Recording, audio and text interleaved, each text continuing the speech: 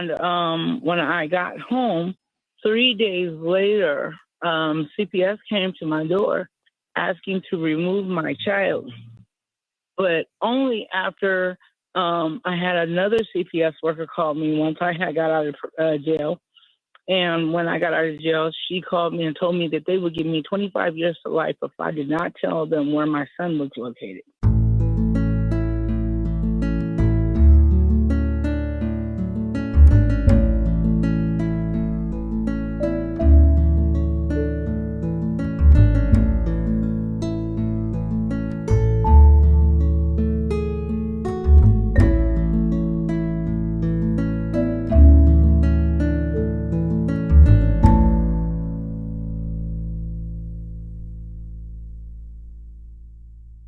I have a story to tell, and I have a question to ask.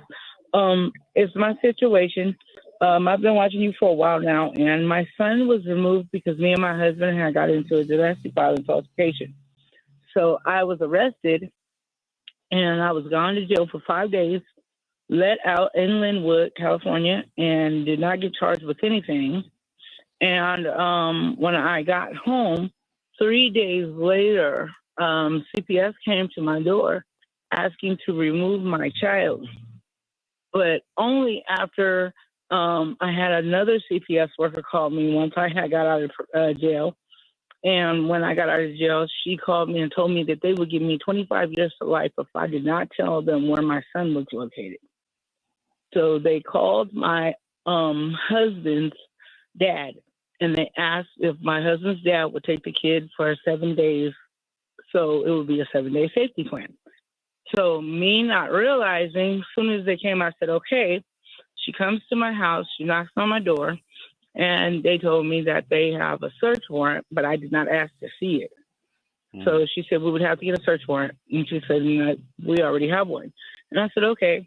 Well, come to find out, when I had said that, I was just like, oh, okay. I said, well, where's the search warrant at? She says, oh, well, we have it. I was like, well, okay. Whatever. So I let her in. Once I let her in, she starts talking to me. She told my husband that she would talk to him later. And once she was done with me, she had wrote everything down, that I was crazy, that I was unfit to take care of my son, but there was nothing in my house, no drugs, no anything. And so she asked if we would take a drug test. I said yes, voluntarily. We've been voluntarily with everything that we've done in this whole thing. So we take the drug test, and me and my husband positively comes up with high levels of methamphetamine at like 57,000 mg and 45,000 mg. So I'm like, wow, really? I said, no, we would demand a retest. So we get the retest immediately, like not even 2 days later. We get that.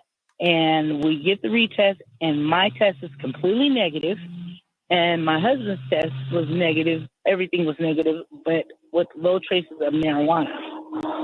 So now they have went on trying to adopt out my child to the actual grandparents, but my mom and my dad kind of like got discarded because of some things that the other grandparents said where my child is. So what they said is that my mom tried to kidnap my son. So they were trying to get my mom for indictment charges, I guess, kidnapping. My mom did not know what was going on. So at this point, I didn't feel that was irrelevant, so everything went off on me. So now I get to only see my son one day on a Friday. That's it. And I'm supposed to have 9 hours a week. And I talked to my lawyer, and my lawyer says that, oh, no, you got tested for methamphetamine. I said that was the first test, and it was compromised. We took the second test. The test came out negative, completely mine did. My husband's came out with low traces of marijuana. I said, I have been clean now for 10 and a half months of marijuana. So there was nothing in my system whatsoever. Then we had got from the lady that just came on our case. She has not done anything. She says, so we're not going to do reunification this April, which is April 22nd, which is our court date. This last court date is supposed to happen. we're not going to do reunification because we're not doing what we're supposed to do. When we went tested, we have every paperwork stating that we have tested and we were turned away. We also did all of our classes. Every class that we did, she had to say that it was DCFS approved. So she did not help us with that either. The place that she wanted us to test at was where our first test got compromised at. So they cleaned out a lot of people. That place is no longer, it's got all new staff. So the place that where she wanted us to test at, we are still testing there, but we're also taking all of our classes there that takes Medi-Cal because she told us there was no DCFS places. So then we got the worker falsifying paperwork, which we also have it on text message. And the only thing that she decided to do is just threaten me on text message that since we're not doing since we're not testing, all she wants to do is tell the judge that we are not doing reunification because they're not going to test. I said, we don't have a problem in testing. I was like, because we're not drug addicts. We have no problem with that. We have every paperwork.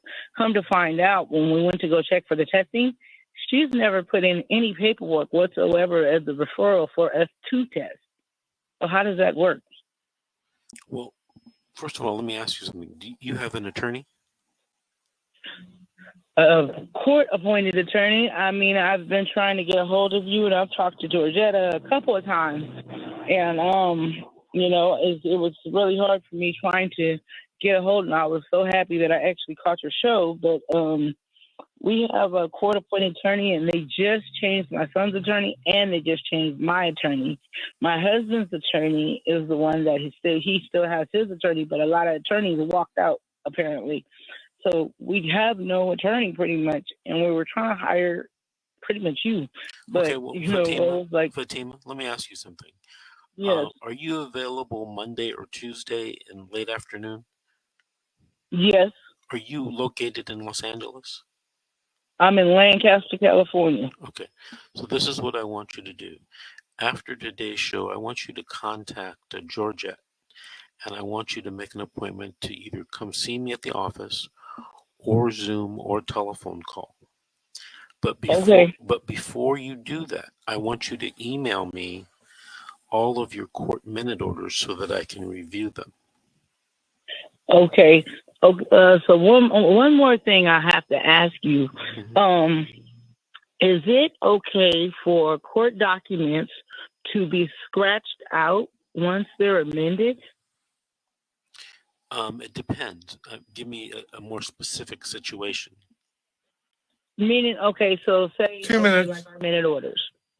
1 minute order says one thing, and the other minute order says another thing, but it's scratched out completely, like it's just marked in.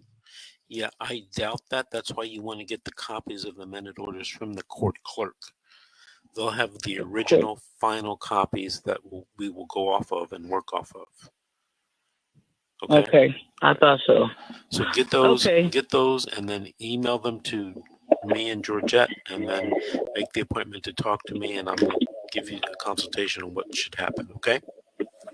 Okay, thank you so much. Hey, Fatima, thank you for calling, and thank you for listening. Call us back in 3 or 4 weeks and update us, the audience, on what's going on in your case, okay? Okay, thank you so much. 1 minute. Thank you very much. Bye-bye. All right. Hey, Georgette, do you recognize Fatima? Yes, I do. Okay, so you heard what I said about her getting in contact with me, sending me the minute orders and letting me review everything so that I can have some type of consult with her. Okay, very good. Okay. Make sure that happens. Okay, the engineer says we have to take another break. So this is The Secret, How to Fight CPS and Win. We'll be right back after these messages.